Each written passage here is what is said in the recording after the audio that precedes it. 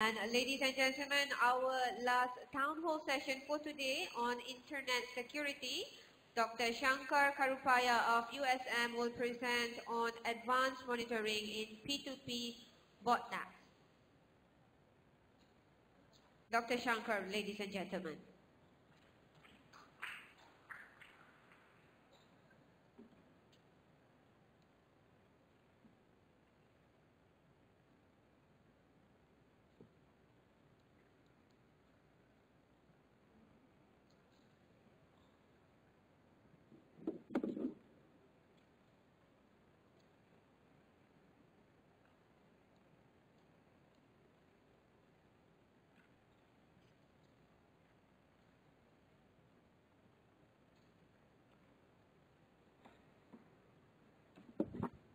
Testing.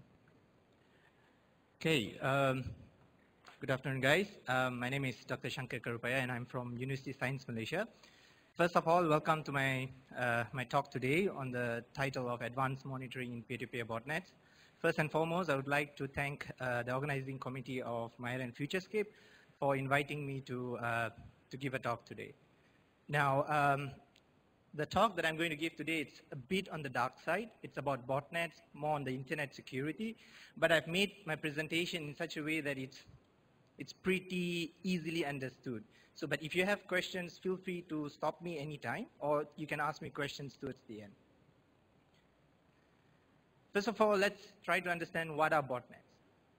So, botnets are defined as numerous or infected machines throughout the world, or infected machines throughout the globe that have a piece of software that allows the infected machines to be contacted by the bot master. So the bot master is a person who executes criminal activities, so to say.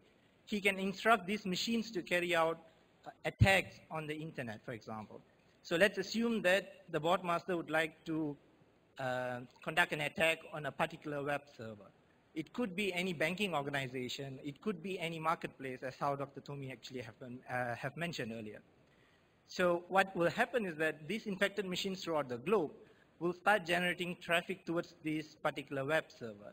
And when the bandwidth of the particular web server is saturated, this particular web server will, the web server will encounter a denial of service attack. So legitimate users will not be able to access a particular service that's being offered by the web server. Besides recently in 2016, Arbor Networks have published a report whereby in 2015, DDoS traffic has peaked up to 500 gigabits per second. And that's pretty much higher than most organizations that we could have in Malaysia in terms of the bandwidth capacity that they have. DDoS traffic is just one type of an attack. Another example of an attack is the abuse of ad services that are being offered. This is called as ad jacking or click jacking, whereby the bot master can instruct the machines to visit a particular web server. So if some of you all are actually familiar with Google's ad service, so you will see some web pages that actually display advertisements when you're visiting. For example, the Facebook business model.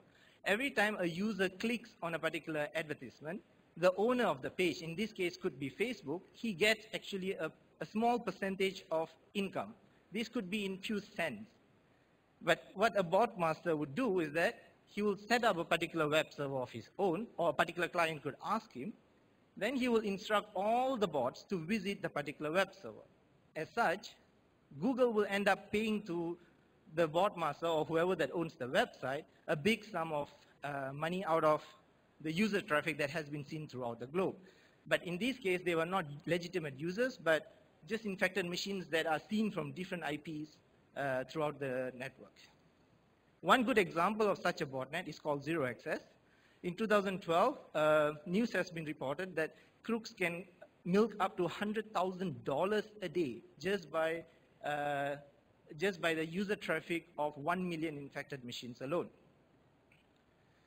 Now, the question of why do we even need to monitor a botnet?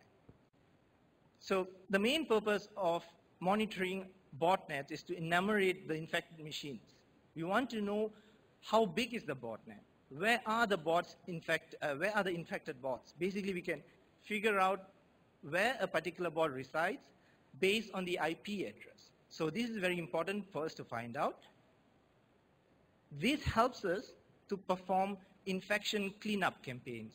We can alert the stakeholders. For example, we can alert the ISPs, we can alert the cyber emergency response team that these IPs have been seen to originate attacks throughout the world. Besides these two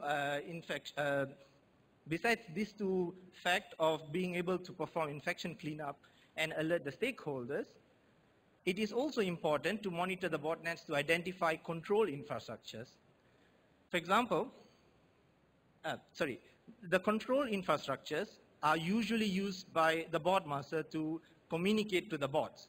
So by identifying the control infrastructure, we could either arrest the bot master in the best case, or in the worst case, we can take down the servers so that the bots will not be able to communicate to the bot master anymore. However, botnet monitoring is challenging because the success of a botnet monitoring heavily depends on the architecture of the botnet that's being monitored. So there are two types of botnet architectures, common botnet architectures. The traditional botnet architecture is a centralized architecture whereby they use centralized C2 servers like web server or IRC servers as a command and control server. So the problem with such an architecture is the server itself poses as a single point of failure. By eliminating the C2 server up there, bot master will not be able to communicate to the bots as well as the bots couldn't communicate to the bot master. Now, seeing this as a problem, recent botnets have recent generation of botnets have started adopting the distributed or the peer-to-peer based approach. In this approach, there is no C2 server, therefore there is no centralized monitoring. Bots in a peer-to-peer botnet will be interconnected among themselves to form a particular overlay. And a bot master can issue a command to the bots using any entry point. So he can actually choose any one of the bot to issue a command, and from that point onward, the updates of the commands from the bot master will be disseminated in a hop-to-hop fashion. So such an architecture also provides a certain level of anonymity and also stealthiness for the bot master. So many recent botnets have been seen adopting such an architecture. For these reasons, my previous PhD work as well as my current ongoing research has been focusing on peer-to-peer botnets. So basically on monitoring peer-to-peer botnets. Before we go into details, I guess you need to have a small background on what are peer-to-peer botnets and why is it possible for us to monitor them. Now let's assume that this is a particular botnet that is interconnected among themselves. Each bot in a peer-to-peer botnet has something that's called a membership management mechanism or membership maintenance mechanism. Such a mechanism ensures that the bots are interconnected among themselves.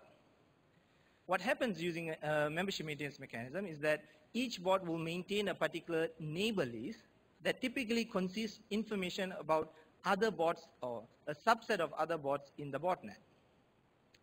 And from the different botnets that we have analyzed, neighbor list size range from between 50 to 1,000 entries, depending on the botnet that we're actually monitoring. And usually, the entries in the neighbor list are consisting of super peers only. So there's two types of machines or bots in the peer-to-peer context, whereby super peers have public IP address, which means they can be contacted by any machine or any bot directly. Such kind of bots will predominantly be part of the neighbor list itself. So let's take an example of bot D, which is in the middle there.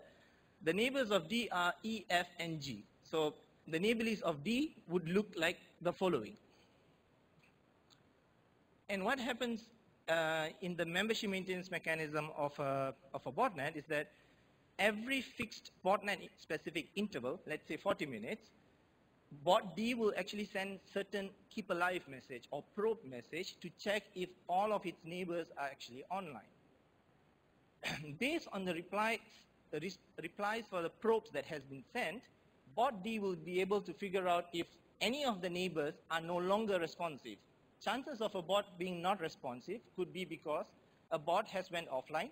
This could simply be because the machine is turned off, or a machine has been cleaned out of the malware that we are actually, the malware of the botnet itself, and several issues, for example, network failures and so on.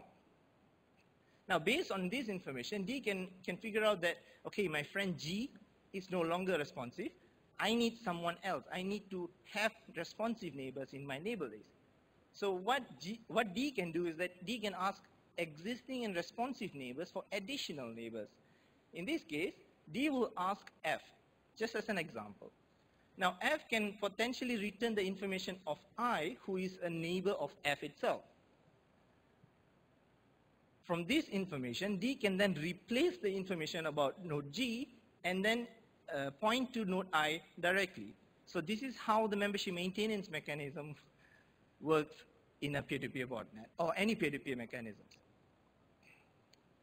Now, earlier I mentioned about the group of nodes which have public IP address called superpeers. There's a second class of nodes, which is the majority of nodes in a particular botnet, which are classified as non-superpeers. Non-superpeers are bots or infected machines that reside in residential network or networks that have firewall or NAT-like devices, which means traffic can only be generated from inside the network going outside, and you cannot contact them unless they contact you first. So in order to perform a botnet monitoring, the most important step is to reverse engineer a malware or reverse engineer a particular botnet. So for that, you can actually retrieve the binary of the bot from portals like you can get binary of the malware from VirusTotal, for example, or it could be an infected machine within your organization itself. So the purpose of reverse engineering is to figure out how the membership management mechanism of a botnet works. Most importantly, we want to figure out what kind of protocols being used by the botnet, how do they communicate, what kind of encryption do they have, how do we decrypt message, and what does each particular message mean in the particular botnet. Besides that, what's most important is to figure out the seed list of a peer-to-peer botnet. Seed list usually consists of a subset of very popular or reliable bots in the network so that new infected machines can bootstrap into the peer-to-peer botnet. This is important. I'll explain later why it's important. Now, please take note that in the process of monitoring, it is assumed, and it is due to ethical reasons, we do not disseminate the botmaster's command. So even though we get a command from a botmaster, from a monitoring perspective, we do not disseminate this further. Besides that, we also do not participate in the maintenance of the botnet overlay because it may be illegal, if not unethical, in many countries. So in the context of our research, we have reverse engineered 3 popular peer-to-peer botnets called Sality, Zero Access, and Game Over Zeus. There are two important monitoring mechanisms that are widely used in monitoring peer-to-peer botnets. The first is crawlers. For that, we need to know, okay, crawlers, well, I have a spider here to depict the crawler.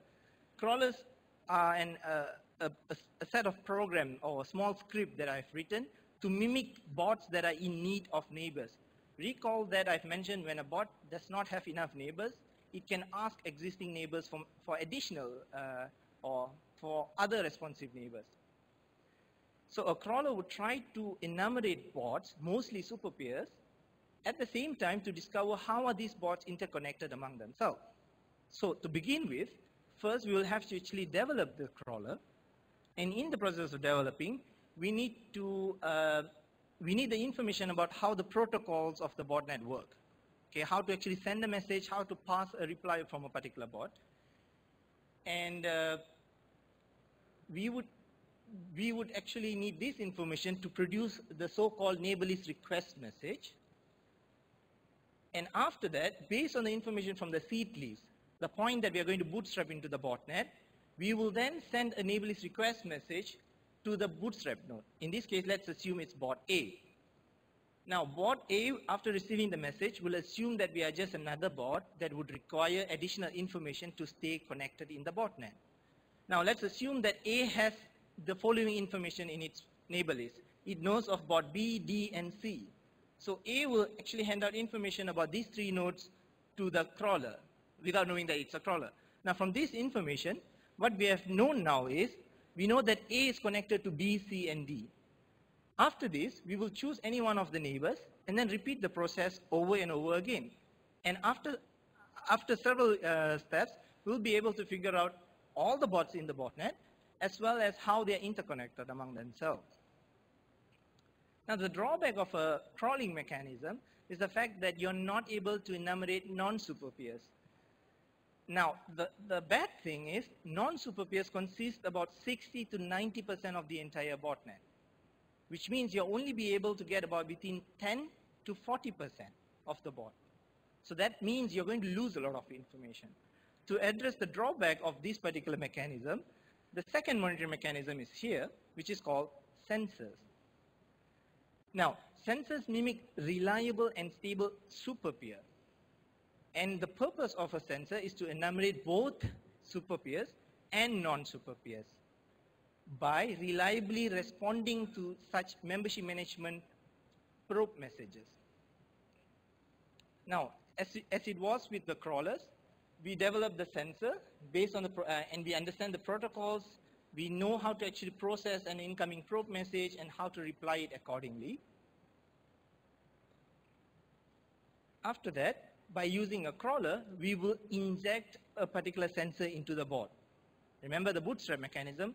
We will then trick some of the existing super peers to consider us as a potential neighbor. Now, let's assume that node D, G, and F has our information, the information about our sensor in their neighbor list. After this,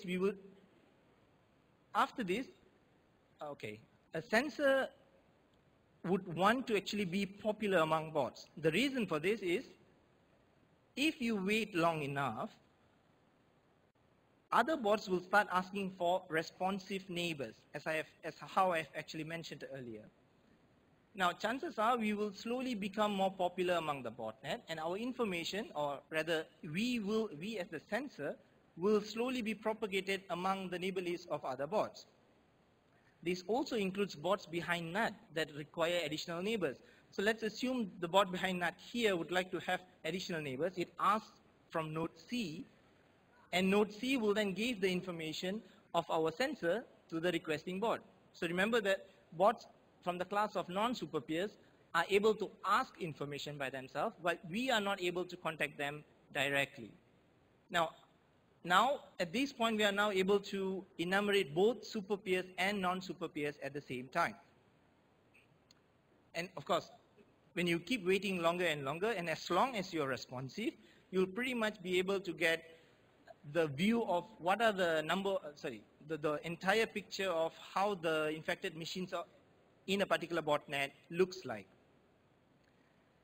Now, this also allows the sensor to actually hide among the bots, because the behavior of us being so popular is no different than a normal super peer or a normal bot that is also equally popular just because it has been online that long and in a reliable manner, which means every time a probe message has been sent, you respond it with you respond accordingly with the relevant messages. In fact, sensors are mentioned as stealthier monitoring techniques than crawlers by Andrisse et al. In 2015. Now, the drawback of this mechanism is the fact that you can't figure out the black lining.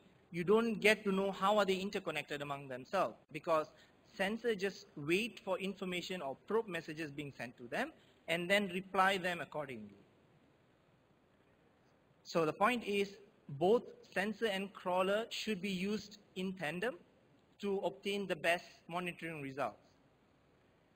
Now, it's not as easy as it sounds about being able to monitor such peer-to-peer botnets. There are some challenges that are pretty critical that actually hinders the results that you get or gives you bad quality results. We're going to look into some of it. Okay, one of the major challenges in crawling is the fact that delay in crawling may result in noise in the collected data.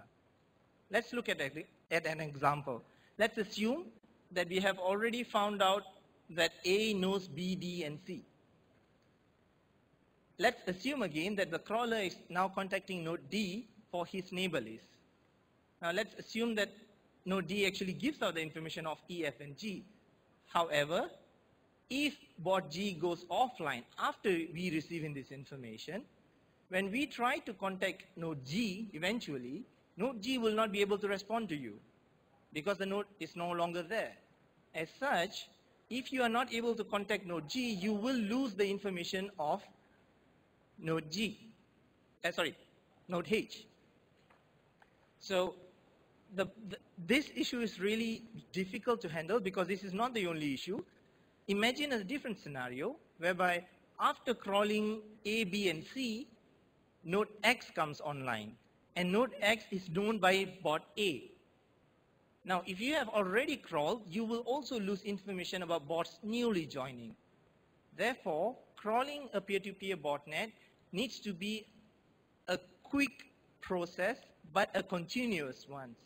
So you need to actually produce snapshots, as we would call it.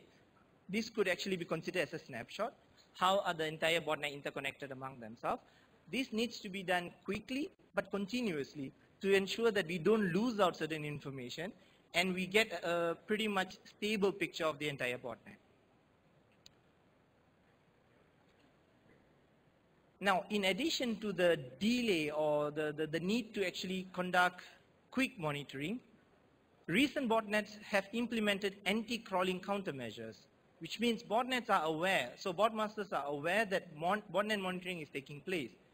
What they are doing is that to implement certain simple mechanism to prevent monitoring, or in this case, prevent crawling.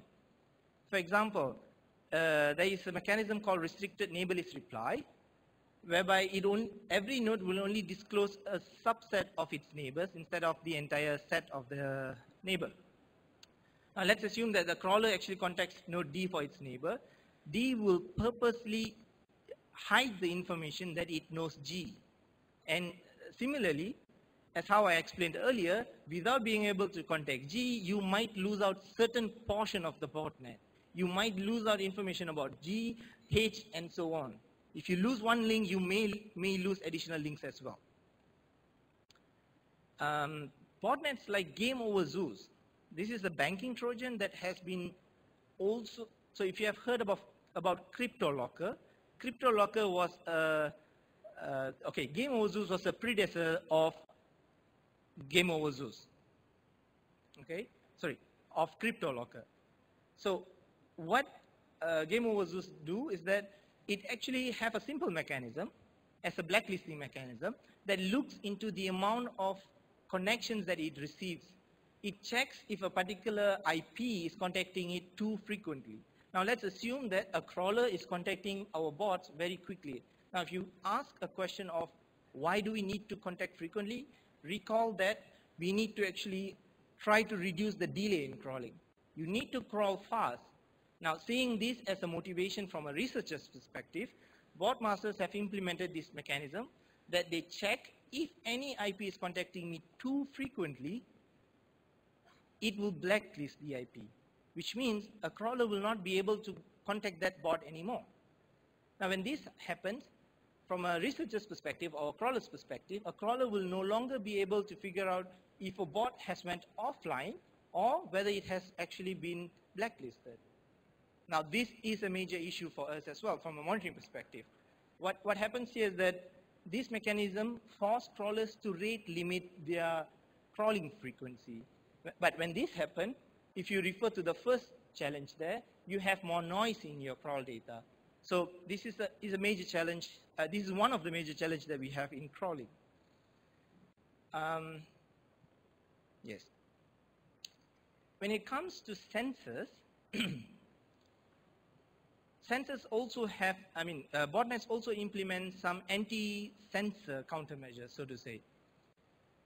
For example, a botnet called Celity has a local reputation mechanism. It's an extremely simple reputation mechanism, but it's effective.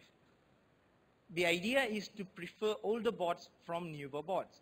So it works in the assumption that I have a group of friends, I trust them, I am a bit suspicious into trusting new friends. That's the whole idea. So let's assume that sensor S here, our own sensor, is trying to get into the neighbor list of node D. Now, this is how a neighbor list of a Celity bot would look like. You have the IP information of the bots, but in addition to that, you also have this thing called reputation value. This reputation value is a simple value that is incremented or decremented based on certain behavior. Now, this certain behavior is mapped to the responsiveness of a bot. So every time node D sends probe message to E, F, and G, and those neighbors have successfully sent a reply, their reputation value is increased by 1. If the bots are not able to send a valid reply or didn't send any reply, this value is decrement by 1. So essentially, to look at it this way, if bot D has neighbors that has been online for 5 years, it requires the neighbors, or all of its neighbors, to be offline for another 5 years before the reputation value becomes 0. It's a simple reputation value. Now what happens is, if the neighbor list is already full for bot D, a new entry, regardless whether it's a sensor or not, will not be able to get into the neighbor list of D. But it works for them, right? The other anti-sensor countermeasure that has been seen in the wild is the usage of IP address-based filtering mechanism. So you cannot deploy multiple sensors using a same address or network within the same network to prevent an attack called sinkholing attack. So if you are able to get into, so if one entry is able to get into the neighbor list of bot D, the other two will not be able to do that. So this is a simple mechanism. Now, if you look, okay, for game overzoos, which I would personally say one of the most sophisticated botnet that have been seen until now, it also has a filtering of /20, which means if I'm trying to inject a sensor from a minor network, I pretty much won't be able to inject another sensor at all with the IP addresses that I have. This is also applicable to the blacklisting mechanism. If one of the IP that I use within a particular network is being blacklisted, anything with that shares the /20 prefix in terms of the network mask will be blacklisted as well. So it's going to actually prevent you to perform monitoring effectively. So the challenges that I have highlighted a while ago mainly affect two functional requirements of a bot monitoring mechanism. So these requirements are part of my PhD thesis, and I'm just going to show two. So the first one is accuracy. So capturing the exact representation of the botnets will be an issue because you will not be able to figure out how they actually connected and whether you have got the entire picture. The second part is about minimal overhead. Remember that you will have to crawl fast because botnet data or the crawl data is highly sensitive in terms of delay. But by doing so, you're going to introduce a lot of noise in the entire botnet data that you're collecting. Each request that you generate will have a certain reply, and when you are interacting with the bot or any bot, your information from the crawler will be somehow disseminated throughout the botnet as well. So this is another challenge that we will have to address. So when monitoring mechanisms fail to fulfill these requirements, botnet remediation attempts may not be successful. So remember that in the very beginning I mentioned that centralized botnets are very easy to take down because you just remove a particular server. Now, how do we do it in a peer-to-peer based botnet? The only answer to this is to remove or to to parallelize the entire set of bots in a particular botnet. That's the only way for you to actually take down a peer-to-peer botnet. And that's only possible if there is a vulnerability in the botnet's communication protocol. Okay, and as such, advanced botnet monitoring is required, and from my experience, you need to actually conduct such research or such analysis from two perspectives, from a defender's perspective or researcher's perspective, and fortunately or unfortunately, from a botmaster's perspective. You have to investigate how would a botmaster think and do. From this, we have actually investigated both paradigms, and we have come up with many solutions in the past in addressing some of these issues. For example, to circumvent existing anti-crawling countermeasures, there has been 3 contributions. To propose future anti-crawling countermeasures so that we are aware the possibility of botmasters coming up with new countermeasures. We also have 2 suggestions. Similarly for sensors and to detect sensors and to break it again. However, today I'm just going to cover only one of it, which is going to be the strobo crawler. Okay, before that I need to speak a bit on booby trap. So booby trap is a mechanism that we actually deployed that would, from a botmaster's perspective. So what I do is that I actually leverage upon some of the design constraints of the botnet. So I know that a particular botnet will only operate in such way. What I do is that I try to set up some kind of a honeypot, as you may say it, to actually look at how nodes are communicating to me.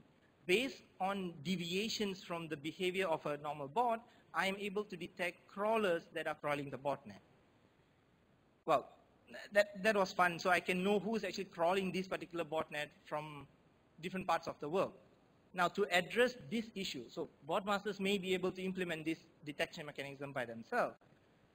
So as a solution to it, we have came up with a distributed or strobo crawler, which is simply an efficient and fast botnet crawling framework that consists of many participating nodes and clients that use a large pool of IP address. It also has a scheduler to ensure that certain detection limits are not exceeded. We did this research with collaboration with Myren, whereby we obtained a block or some number of IP addresses from Myren to be part of our so-called distributed crawler. So we have distributed crawlers from different locations in the world and also different continents. Now, in order to coordinate crawling from all these IPs, it has been a major issue, because if you are using normal traffic, normal ISPs, we notice there's a high latency in terms of communication to the coordination server. But since we are using Myren network, we are able to actually use only the research education network to communicate intra-crawlers in order to disseminate the crawling task and being able to crawl the whole botnet in a quick manner.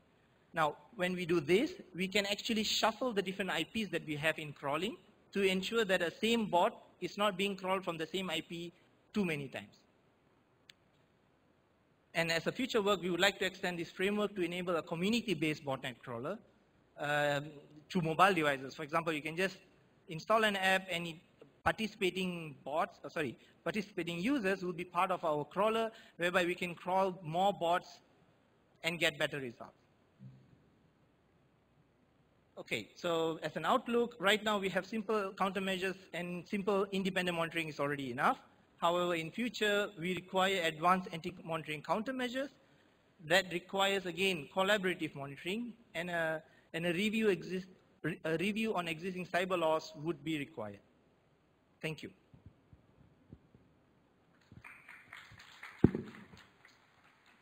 Thank you. Do you have any questions?